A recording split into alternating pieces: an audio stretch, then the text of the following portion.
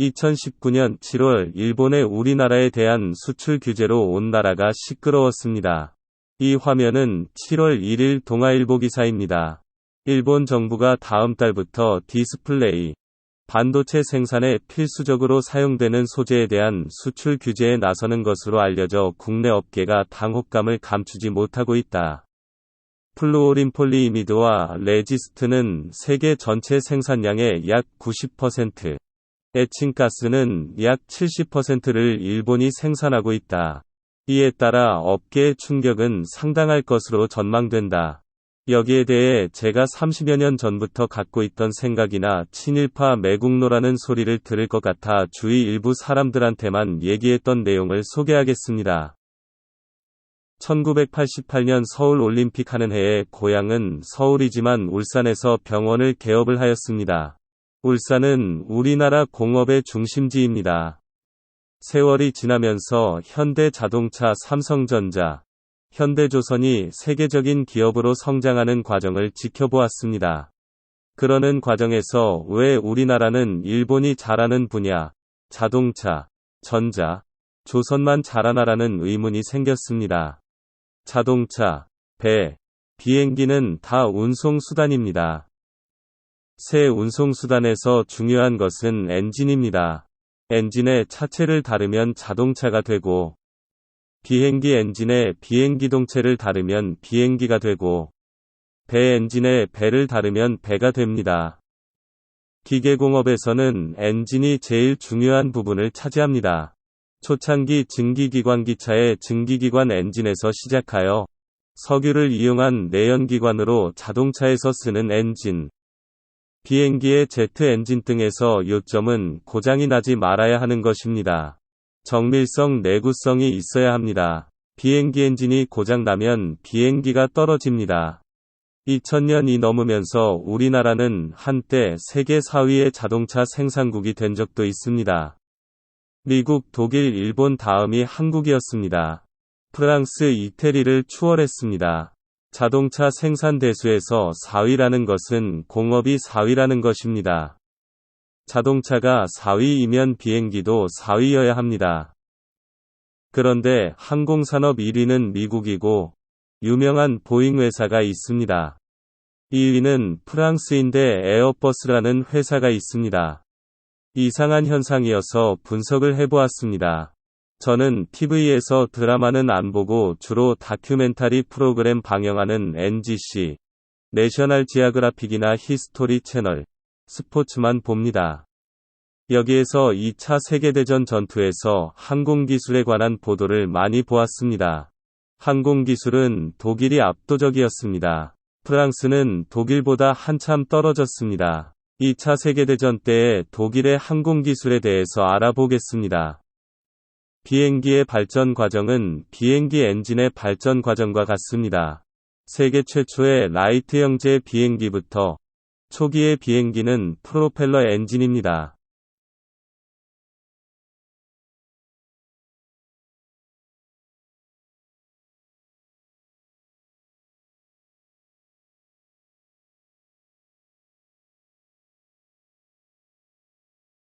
다음 단계는 제트 엔진이고,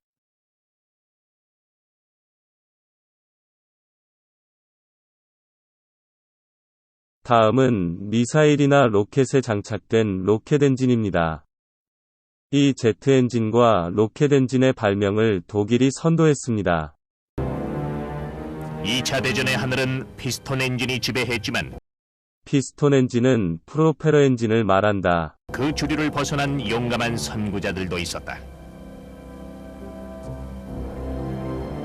이것은 바다제비라는 별명의 메서슈미트 262이다. 메서슈미트 262는 2차 세계대전 말 독일이 개발하여 세계 최초로 실전 배치한 제트 전투기입니다. 알렉산더 리피슈는 연합군 폭격기를 격퇴할 정도의 속도와 고도를 자랑하는 로켓 추진 항공기를 고안해냈다. 이것이 바로 메서슈미트 ME163, 일명 코메트다. 메서슈미트 162는 제트 엔진 전투기이지만 메서슈미트 163 코멧은 로켓 엔진 전투기입니다. 전혀 다른 것입니다. 이 메서슈미트 163 로켓 엔진 전투기도 메서슈미트 162 전투기 같이 세계 최초로 독일이 개발한 것입니다. 항공기술 발전 단계의 두 중요한 발전을 다 독일이 했다는 것입니다. 이번에는 독일이 세계 최초로 개발한 제트 엔진 추진의 V1 미사일과 로켓 엔진 추진의 V2 미사일에 대해서 알아보겠습니다. 이 V2 미사일은 현재의 토마호크 미사일, 우주로켓과 같은 것입니다. 1944년 6월 13일부터 고성능의 폭탄이 무차별로 런던 곳곳을 파괴해도 영국군은 속수무책이었습니다. 도무지 발사지를 할 수 없었기 때문입니다. V1 로켓인 것이 밝혀졌습니다. 다행히 이후 발사 추정지를 알아내 맹폭을 가했고 레이더와 방어장치 개선으로 요격률이 높여지면서 영국군은 한시름 놓을 수 있었습니다. 그러나 이미 6,200여 명이 죽고 1만 8천여 명이 부상당한 뒤였습니다. 영국이 비로소 V1의 위협으로부터 벗어났다고 발표한 이틀 뒤인 1944년 9월 8일 이번에는 요격할 틈도 없이 새로운 로켓이 런던으로 날아들었습니다. 영국 런던의 외곽에 위치한 지저웍의 스테블리가의 몇 채의 집이 완전히 파괴되었습니다. 이를 시발점으로 V2의 런던 공격이 시작된 것입니다. 하지만 폭발은 일어났지만 런던 상공에는 단 한 대의 폭격기도 보이지 않았습니다. 런던 시민들과 영국 방공당국은 경악했고 이것이 바로 영국인들이 악마의 사자라고 부른 독일의 로켓 V2였습니다. V2는 인류가 만든 최초의 탄도미사일이자 미국의 우주 개척 시대를 연 주역이기도 합니다. 이번에는 2차 세계대전 당시 일본의 항공기술에 대해서 알아보겠습니다. 전투기는 항공기술의 꽃입니다. 전투기가 우수하면 그 나라 항공기술이 발전한 것입니다. 진주만을 폭격한 날개에 일장기가 새겨진 제로 전투기는 전쟁 초기에는 미국의 전투기보다 월등히 우수했습니다. 최대 속도는 시속 533km. 이게 이제 얼마나 빠른가 하면 당시에 모든 전투기가 거의 대부분 400km대였습니다. 그런데 이거는 500km대니까 거의 뭐 한 단계 앞선 그런 전투기가 되는 것이죠. 그리고 뭐 선회 반경도 워낙 짧아. 그때는 이제 꼬리를 잡아야 뒤에서 기관총을 쏴야 되기 때문에 미사일 이런 거 없지 않습니까? 오직 꼬리를 잡아서 뒤에서 기관총을 쏴야 돼요. 그러려고 하면은 이 선의 이 회전 방향이 좋아야 됩니다. 왜? 뒤를 잡혀도 빨리 돌아서 이 적의 꼬리를 잡아야 되니까 이 선의 반경이 가장 중요한 거예요. 그리고 신속한 어떤 그 급상승, 급강하 뭐 이렇게 해서 바로 꼬리를 잡아야 되니까 이런 엔진 출력이나 기동성, 선의 반경 이런 게 전투기의 성능과 밀접한 영향이 있었는데 이 제로세는 그 모든 것을 해낸 겁니다. 자, 그리고는 1940년 중국 전선에서 화려한 실전 데뷔를 했습니다. 소련제 전투기 대비 교환비가 0대27. 제로세는 하나도 격추되지 않고 당시 중국 공산당이 가지고 있던 소련제 I-16, I-17 이런 전투기가 있었어요. 이제 소련이 제공을 했죠. 그 전투기가 전투를 벌여서 0대27, 27대를 격추시킬 때까지 제로세는 하나도 격추가 안 된 겁니다. 당시 중국군에도 그 전투기들이 있었어요. 많이 있었어요. 국민당은 미국에서 이제 지원받은 P-40 이런 전투기가 있었고, 이제 공산당은 그 소련이 지원한 전투기 I-16, I-17 이런 걸 가지고 있었습니다. 이제 싸워보니까 이게 뭐 차원이 다른 거예요. 한 차원 너머의 전투기가 한 차원 이전의 전투기하고 하니까 마치 요즘으로 치면 F-35가 4세대 전투기하고 싸우는 겁니다. 상대가 안 되는 겁니다. 그래서 압도적인 전과를 중국 전선에서 올립니다. 그리고는 이거 뭐, 야, 중국군 너무 허접해서 이거 계속 여기 갖다 놓을 필요 없겠다 해서 빼. 이렇게 해서 태평양 쪽으로 빼는 그런 상황까지도 있었습니다. 자, 그렇게 해서 이제 진주만 공습을 하고 태평양 전쟁이 시작되었죠. 그래서 이 연합군을 완전히 제로센 쇼크로 몰아넣었던 신비의 전투기입니다. 전투를 해보니까 기존의 연합군 전투기들, 뭐 연합군 해봐야 거의 대부분 미군이죠. 미군 전투기가 상대가 안 되는 거예요. 선의 반경이 너무 좋고, 또 그 가속 성능이 너무 좋은 겁니다. 뭐 하늘 위로 막 엄청나게 빠른 속도로 솟구쳐 오르는 겁니다. 그래서 미군 전투기 조종사들은, 야, 저놈들은 한 2,000마력짜리 엔진을 달았나 보다. 이렇게 이제 생각을 한 거예요. 왜냐하면 당시 전투기들이 전부 다 뭐 한 1200~1300마력, 이 1000마력대 초반의 그런 엔진 출력을 가지고 있었거든요. 그러다 보니까 1000마력대 초반의 엔진 출력이니까 아무리 밟아도 이 정도 가는데 얘는 뭐 샥 와서 그냥 뒤로 꼬리를 잡고 쏴버리고 하니까 이 미국 전투기 조종사들이 야, 저 제로센은 2000마력 이상의 엔진을 달았을 거야. 이렇게 해서 이 제로센 쇼크에 빠지게 됩니다. 상대가 안 되구나. 우린 지겠다. 이 큰일 났다. 이제 이런 상황이 된 것이죠. 정말 대단한 전과를 전쟁 초반에는 올렸었습니다. 물론 전쟁 중기 이후는 미국이 앞서 태평양 전쟁에서 승리했습니다. 그러나 초기 항공 기술에서 미국을 앞섰다는 것은 보통 대단한 것이 아닙니다. 우리나라의 전투기가 미국 전투기를 앞설 수 있을까요? 그 당시에 미쓰비시 중공업에서 엔진을 만들었는데 벌써 그때 일본은 우수한 엔진을 만들었다는 얘기입니다. 그러나 독일이나 일본은 유명한 비행기 회사가 없습니다. 이런 이상한 현상을 어떻게 설명해야겠습니까? 곰곰이 생각해보니 패전국이 되면 군용 비행기는 못 만든다는 제약 때문이라는 결론 말고는 다른 이유를 발견할 수가 없었습니다. 그러나 군용은 못 만들어도 민간 항공기를 만들면 되지 않나라고 생각할 수도 있지만 항공산업은 특성상 군용 민영을 같이 해야 경쟁력이 있지 민영만 하면 도저히 군용 민영을 같이 하는 나라의 경쟁이 안 됩니다. 먼저 군용의 연구, 투자한 기술을 민영에서 사용하는 패턴이어야지 경쟁력이 있습니다. 2차 세계대전 때 미국, 영국, 프랑스는 V1Z, V2 로켓 엔진을 만든 독일에 훨씬 뒤졌습니다. 지금도 미국 자동차 시장에서 독일 BMW, 아우디가 석권하고 있지 않습니까? 일본의 도요타 렉서스도 그렇습니다. 현재 프랑스의 자동차는 독일에 비교가 안 됩니다. 그런데 에어버스는 프랑스 회사입니다. 몇 년 전에 우리나라에서도 미국에서 기술 이전을 받아 T-50 초음속 고등훈련기를 인도네시아에 처음 수출했습니다. 작년 미국에 수출하는 것은 못했습니다. 그 당시 인도네시아에 수출하는 조건에 인도네시아 경비행기를 사주는 조건이었습니다. 인도네시아 같은 후진국도 수출하는데 우리나라가 경비행기를 수출하는 유명한 회사가 있습니까? 참 아이러니한 현상입니다. 경비행기에 대해서 자세히 논해봅시다. 전 세계 경비행기 산업이 발달한 나라는 미국, 소련, 프랑스의 모스퀴토 에어경 헬리콥터 회사, 캐나다의 봉파르디에 경비행기 회사, 스웨덴 사브 회사, 브라질 엠브라에르 회사, 인도네시아 등이 있습니다.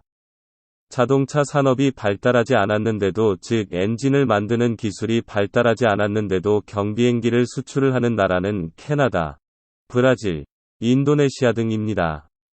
이 국가들은 땅이 넓어 국책 산업으로 추진한 것입니다.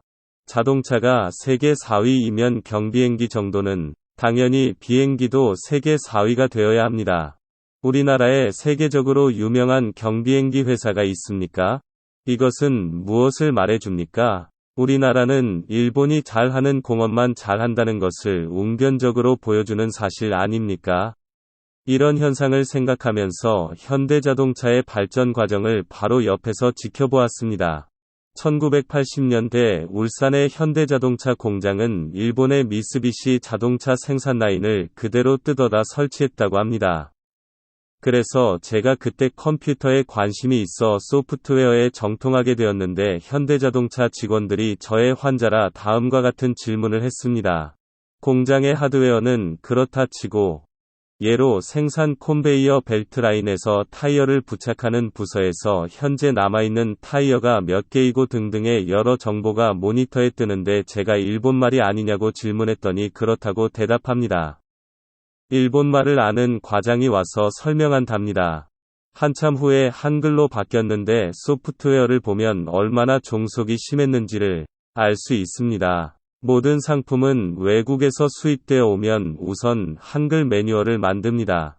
이것도 안 만들었다는 얘기입니다. 전자공업에 대해서 논해봅시다. 전자공업은 일본이 현재 세계 최고입니다. 우리나라가 많이 따라갔습니다. 고1 때 저의 집도 중산층이 되어 LGTV를 샀습니다. 얼마 후 같은 반인 친구 집에 놀러 갔는데 친구 집의 TV는 우리 집 것과 완전히 똑같은데 소니라는 레벨이 붙어 있었습니다. 친구 아버님은 그때 우리나라에 큰 회사가 별로 없을 때 대한중석 회사의 사장이어서 부잣집이었습니다. 일본이 우리나라에 지금 우리가 인건비 싼 중국, 베트남에 조립공장을 만드는 것처럼 조립공장을 우리나라에 만들어 부품은 일본에서 가져와 부품에서 이익을 남기는 구조이었습니다. 현재하고 똑같습니다. 그때는 현대자동차의 엔진 등 모든 부품은 100% 일본에서 공급받았습니다. 30년에 걸쳐 점차 국산화를 하였지만 핵심은 못했다는 것이 현재 나타나지 않습니까? 그래서 초기에 현대자동차의 차가 엔진이 좋아 내구성이 있다는 이야기가 있었습니다. 금성 삼성의 냉장고도 콤프가 일본 부품이어서 고장이 안 난다는 말도 있습니다. 현대공업의 바탕은 기계공업, 이 안에 재료 소재공업도 포함, 전자공업입니다. 비행기도 결국은 기계공업과 컨트롤하는 부품의 전자공업이고 여기에 항공공학이 더해졌겠죠. 기계공업인 자동차는 우리가 세계 4위이고 프랑스가 5위입니다. 전자는 세계 시장에서 프랑스는 우리에게 게임도 안 됩니다. 태제배를 프랑스에서 국내에 설치했는데 우리가 프랑스에다 설치해야 하는 것 아닙니까? 우리나라 최초의 의성 무궁화호를 프랑스 회사에서 발사했는데 2차 세계대전 때 독일에 한 달도 안 되어 항복한 프랑스가 위에서도 설명했지만 독일에 한참 떨어지는 수준의 항공산업이었는데 뭐가 이상하지 않습니까? 에어버스를 프랑스가 주축이 되어 영국, 독일에서 일부 모듈을 만들어 프랑스에서 최종 조립하는데 반대로 우리나라가 주축이 되어 대만, 일본에서 모듈을 만들어 우리나라에서 조립해야 되지 않습니까? 창조는 어렵지만 모방은 쉽습니다. 우리나라도 30년 동안 모방을 하다 보니 배우게 된 것입니다. 지금 중국이 G2가 된 것이 똑같은 이치입니다. 초창기 중국제는 싸서 고장이 잘 났지만 요새는 안 그렇습니다. 제가 벌써 10여 년 전에 워커맨을 하나는 일제 오리지널 내셔널을 사고 또 하나는 내셔널 중국 OEM을 반값에 샀는데 일제가 고장이 났습니다. 그 후 저는 중국제를 좋아합니다. 조립 공장을 하다 기술을 배운 것입니다. 일본이 우리에게 선의로 가르쳐 주었겠습니까? 다 부품을 팔아 먹으려는 것입니다. 1990년에 소나타가 처음 나와서 처음 차를 사게 되었습니다.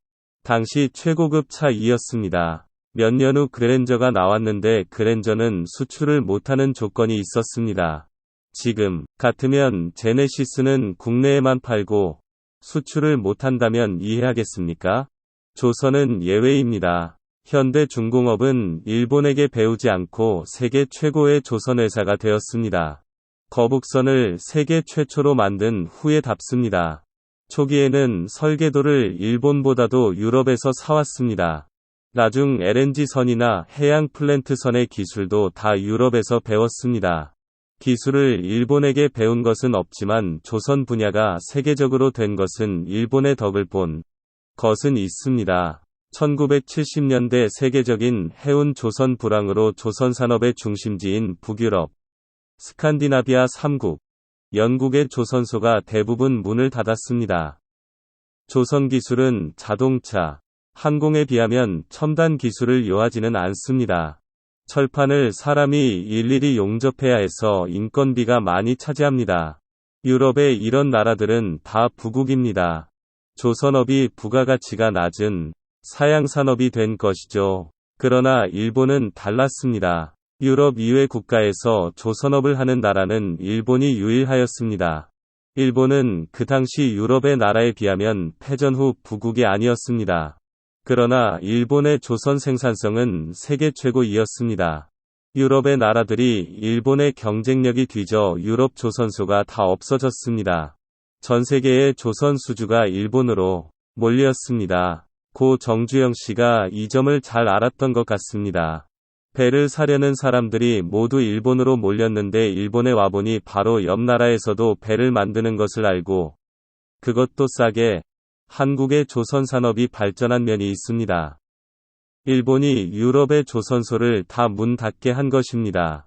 결국 일본에서 기술은 안 배웠지만 일본의 덕을 입은 것이죠. 국내 조선의 문제는 제일 어려운 여객선은 못 만드는 한계가 있습니다. 여객선 아닌 배는 선원이 타고 여객선은 승객이 탑니다. 정밀하지 않아 진동이 심하면 승객들이 구토를 합니다. 선원들은 단련이 된 사람들입니다. 또 여객선은 훨씬 빨리 가야 합니다. 세계 지리적으로 잘 사는 나라 옆에 살면 잘 삽니다. 예를 들어보겠습니다. 독일 주위의 나라 네덜란드, 룩셈부르크, 벨기에, 덴마크, 스위스, 체코 등 모두 잘 삽니다.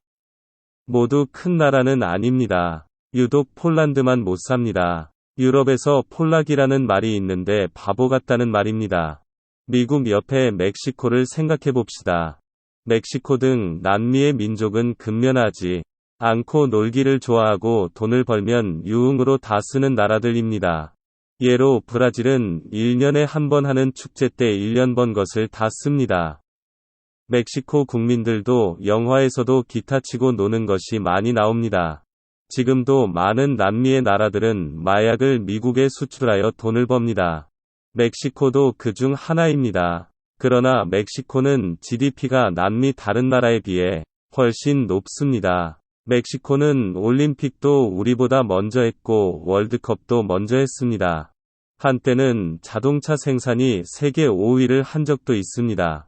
미국의 조립 공장입니다. 아시아에서는 일본 주위의 우리나라, 대만이 여기에 해당됩니다. 사실대로 이야기하면 만약 일본이 우리나라 옆에 있지 않고 파키스탄 옆에 있었으면 파키스탄이 잘 살았을 것입니다. 요새 일본이 수출 규제를 하니 온 나라가 난리입니다. 일본이 없으면 어렵다는 것을 그대로 나타내주는 것 아닙니까? 사실로 나타나는데도 눈 가리고 아웅할 것입니까? 인정할 것은 인정합시다. 근래 중국이 발전하면서 미국의 수모를 많이 겪어왔습니다.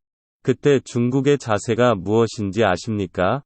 등소평이 말한 도광양회입니다. 아직 중국은 미국에 대적할 만한 국력이 안 되니 수치스럽더라도 인정하고 힘이 될 때까지 노력하고 기다리자는 것입니다.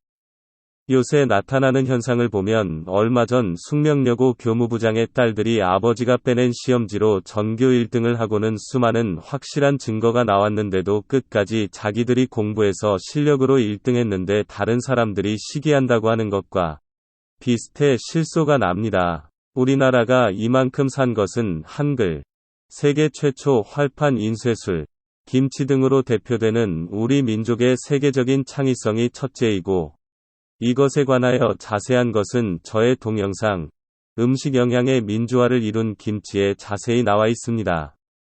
둘째는 우리 민족의 근면성이고 셋째는 박정희 대통령의 탁월한 영도력이 있습니다. 마지막으로 일본, 이 옆에 있는 것도 큰 도움이 되었습니다. 이것을 외면하고 우리 실력으로 이렇게 되었다고 우기면 앞으로 발전이 없습니다. 싫더라도 인정해야 될 것은 인정을 해야지. 애들같이 일본은 나쁜 놈하며 일본한테는 배운 것이 없다고 외치면 전혀 도움이 안 됩니다. 지금 대기업도 문제지만 경인공단, 창원공단, 울산공단의 대기업에 부품을 납품하는 중견기업에서 비상이 걸렸습니다. 우리나라의 정밀기계, 광학, 계측기의 90% 이상이 다 일제입니다. 요새 문재인이 국무회의에서 국산으로 대체하거나 수입을 다변화하여 일본에는 앞으로 지지 않겠다고 하는데 이런 기계들은 부품 중 한 개라도 고장나면 작동을 안 합니다. 문재인 말대로 하면 고장난 부품은 10만원짜리인데 일제 그 회사 것 아니면 안 되고 기계는 몇십억입니다. 10만원짜리 부품 때문에 몇십억 들여 통째로 바꾸어야 합니다. 이런 것이 부지기수입니다. 수입선 다변화로 10만원 부품 하나 때문에 몇십억짜리를 쇳덩어리로 고물상에 팔고 독일제를 몇십억 들여 샀다 칩시다. 또 문제는 AES입니다. 독일은 기계를 판 가까운 프랑스, 스위스, 네덜란드, 이태리, 스페인, 영국, 스웨덴, 체코, 동유럽에 AES 먼저 가지 우리나라는 몇 달 후에 옵니다. 그것도 가격이 두세 배입니다. 국내에서 개발하는 것도 창의적인 국민들이 많이 나와 그 후 그 사람들이 현재의 비합리적인 시스템을 고쳐야 하는데 이것이 단기간에 가능합니까? 그런데 획기적으로 교육을 바꾸지도 못하니 바꿀 때까지는 오랜 기간 불가능합니다. 어떻게 그렇게 쉽게 말하는지 귀가 의심스럽습니다.